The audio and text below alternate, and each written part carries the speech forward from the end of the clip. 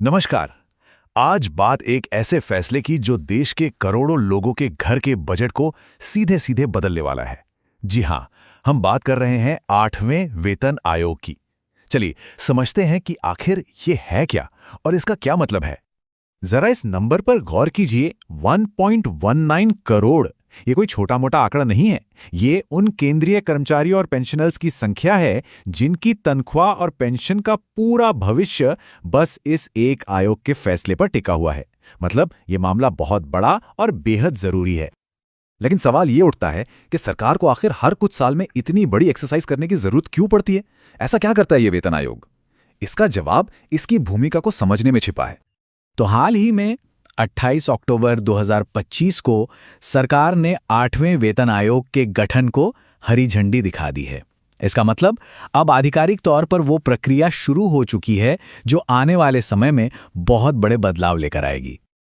चलिए अब थोड़ा और गहराई में चलते हैं और समझते हैं कि ये वेतन आयोग आखिर है क्या चीज और ये काम कैसे करता है, क्योंकि इसका असर सिर्फ सरकारी कर्मचारियों पर नहीं बल्कि आप समझिए कि पूरे देश की अर्थव्यवस्था पर पड़ता है।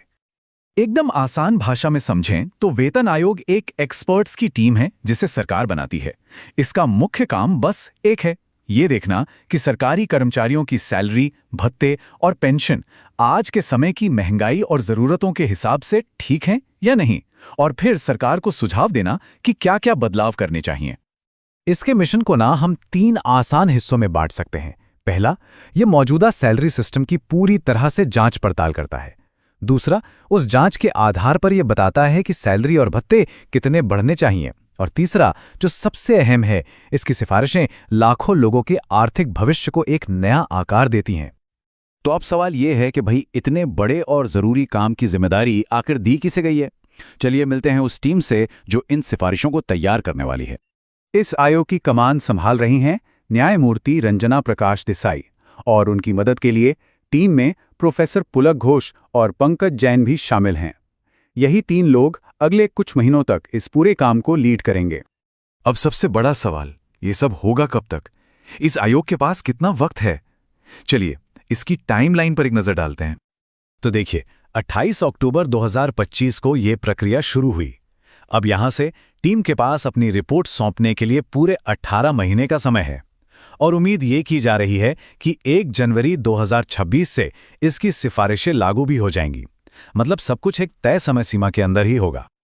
चलिए अब फिर से उन लोगों पर फोकस करते हैं जिन पर इसका सीधा असर पड़ेगा, और यकीन मानिए ये आंकड़े वाकई में काफी बड़े हैं।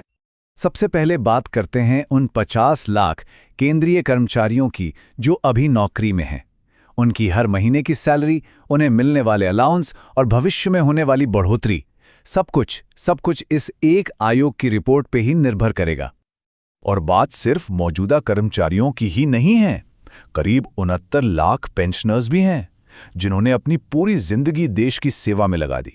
उनकी पेंशन में कितनी बढ़ोतरी होगी, ये फैसला भी यही आयोग करेगा। यानी कुल मिलाकर 1 करोड़ से भी ज्यादा लोगों पर इसका सीधा असर होने वाला है। तो अब जब ये 18 महीने की यात्रा शुरू हो चुकी है, सबकी निगाहें इसी पर टिकी हैं। ये आयोग लाखों भारतीय परिवारों के लिए क्या सौगात लेकर आएगा, ये तो खैर वक्त ही बताएगा। लेकिन एक बात तो पक्की है, आने वाले दिन काफी दिलचस्प होने वाले हैं। हर 10 साल में सरकारी कर्मचारियों और पेंशन भोगियों के लिए एक बड़ी उम्मीद आती है, नया वेतन आयोग। लेकिन इस बार 8वें वेतन आयोग की कहानी शुरू होने से पहले ही विवादों में घिर गई है। आखिर ऐसा क्या हो गया कि लाखों लोगों की उम्मीदों पर सवालिया निशान लग गया है? आइए आज इसी उलझी हुई गुत्थी को सुलझाते हैं। जरा सोचिए, एक कमीशन जो लाखों लोगों की आर्थिक सुरक्षा तय करता है, उसके गठन में ही 10 महीने की देरी हो जाए और काम शुरू होने से पहले ही चारों तरफ से विरोध के स्वर उठने लगे। सवाल यही है कि आखिर इस देरी और विवाद की जड़ में है क्या? इस पूरे मामले को समझने के लिए हम इसे 5 हिस्सों में देखेंगे।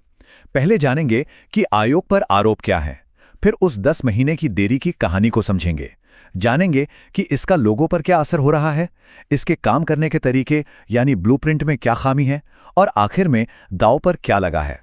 तो सबसे पहले ये समझते हैं कि ये सारी आलोचनाएं आ कहां से रही हैं। किसी भी सरकारी प्रक्रिया की शुरुआत आमतौर पर शांत होती है, लेकिन यहां तो गठन के ऐलान के साथ ही हंगामा क्यों शुरू हो गया? मामला सीधा सा है। इस आयोग का गठन शुरू से ही सवालों के घेरे में रहा है। इसकी नींव ही कमजोर बताई जा रही हैं, जिससे देश के लाखों केंद्रीय कर्मचारी और पेंशनभोगी अपने भविष्य को लेकर एक गहरे असमंजस में हैं। उनकी आर्थिक सुरक्षा पर एक बड़ा सवालिया निशान लग गया है। तो इन सभी आलोचनाओं के केंद्र में क्या है? एक आंकड़ा, 10 महीने। चलिए अब इस देरी की टाइमलाइन को जरा करीब से देखते हैं ताकि समझ सकें कि इतना समय आखिर गया कहाँ। देखिए, सरकार ने कमीशन बनाने का फैसला तो जनवरी 2025 में ही ले लिया था, पर हैरानी की बात यह है कि इसकी औपचारिक समिति और सबसे जरूरी चीज यानी इसके काम करने के नियम, जिसे टर्म्स ऑफ रेफरेंस कहते हैं, उसे फाइनल करने में 28 अक्टूबर तक का वक्त लग गया। जी हां, पूरे 10 महीने। प्रशासनिक दुनिया में ये एक बहुत लंबा वक्त माना जाता है और यही वो देरी है जिसने चिंताओं और विरोध की आग को हवा दी है। तो ये जो 10 महीने की देरी है, ये सिर्फ कैलेंडर पे बीता हुआ वक्त नहीं है, इसका सीधा असर लोगों की असल जिंदगियों पर पड़ा है। आइए देखते हैं कि इस प्रशासनिक सुस्ती की मानवीय कीमत क्या रही।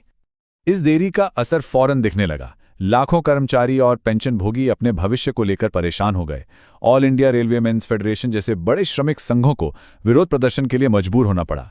और अब सबसे बड़ा डर ये बन गया है कि कमीशन को अपना काम बहुत जल्दबाजी में खत्म करना होगा, जिसका मतलब हो सकता है आधी अधूरी सिफारिशें या फिर उन्हें लागू करने में और भी ज्यादा देरी। अब इस चीज को पर्सपेक्टिव में रखने के लिए ये तुलना देखिए। 7वें वेतन आयोग के पास डेटा इकट्ठा करने और सभी पक्षों से सलाह मशवरा करने के लिए लगभग 2 साल का लंबा समय था। वहीं 8वें वेतन आयोग को ये सब कुछ बहुत कम समय में करना होगा, जिससे इसके काम की क्वालिटी पर ही सवाल उठने का खतरा है। लेकिन कहानी सिर्फ देरी तक ही सीमित नहीं है, समस्या और भी गहरी है। अब हम उस ब्लूप्रिंट को देखेंगे जिसमें ही कई खामियां नजर आ रही हैं, यानी वो दिशा निर्देश जिनके आधार पर आयोग को अपना सारा काम करना है।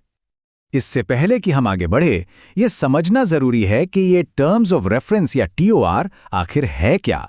सीधे शब्दों में कहें तो ये एक ऑफिशियल ब्लूप्रिंट है जो तय करता है कि कमीशन क्या काम करेगा, उसके उद्देश्य क्या होंगे और उसकी सीमाएं क्या होंगी। ये एक तरह से आयोग का संविधान ही है। इसे ऐसे समझिए, अगर किसी इमारत का नक्शा ही आपको महीनों बाद मिले तो क्या उस इमारत की मजबूती पर भरोसा किया जा सकता है? कुछ ऐसा ही हाल इस आयोग का हुआ है, जिसका काम करने का नक्शा ही उसे वक्त पर नहीं मिला। TOR के बिना आयोग के हाथ जैसे बंधे हुए थे।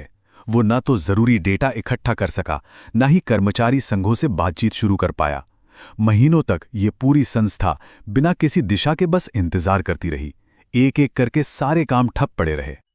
और तो और जब ये TOR आया भी तो उसमें वित्तीय अनुशासन और सरकार की आर्थिक स्थिति का ध्यान रखने की बात थी, जो कि स्वाभाविक है। लेकिन आलोचकों का डर ये है कि इन ढीले ढाले शब्दों का इस्तेमाल करके सरकार वेतन में सिर्फ एक मामूली सी बढ़ोतरी करके अपनी जिम्मेदारी पूरी कर सकती है। मतलब कर्मचारियों के हाथ में शायद कुछ खास ना आए। तो हमने देरी देख ली, लोगों पर उसका असर देख लिया और ब्लूप्रिंट की खामियां भी समझ ली। अब इन सबको जोड़कर देखते हैं कि असल में दांव पर लगा क्या है। इस पूरी प्रक्रिया का आखिरी नतीजा क्या हो सकता है। यहां एक तरह का डोमिनो इफेक्ट शुरू हो चुका है। पहला डोमिनो गिरा, देरी हुई, जिससे समय कम हो गया। अब डर है कि दूसरा डोमिनो गिरेगा, जिससे जल्दबाजी में सिफारिशें तैयार होंगी। और अगर ऐसा हुआ तो आखिरी डोमिनो भी गिर जाएगा। मतलब कर्मचारियों को मिलने वाले फायदे बहुत सीमित रह जाएंगे। और ये चक्रव्यूह यहीं खत्म नहीं होता। आयोग की सिफारिशों के बाद भी आखिरी मोहर तो कैबिनेट को ही लगानी है। इससे राजनीतिक दखलंदाजी और फैसले में और भी देरी का एक नया दरवाजा खुल जाता है, जो इस अनिश्चितता को और भी गहरा कर देता है। तो अंत में हम इसी बड़े सवाल पर आकर रुक जाते हैं कि जब किसी प्रक्रिया की नींव ही इतनी विवादित और कमजोर हो, तो क्या उससे एक निष्पक्ष और संतोषजनक इमारत खड़ी हो सकती है?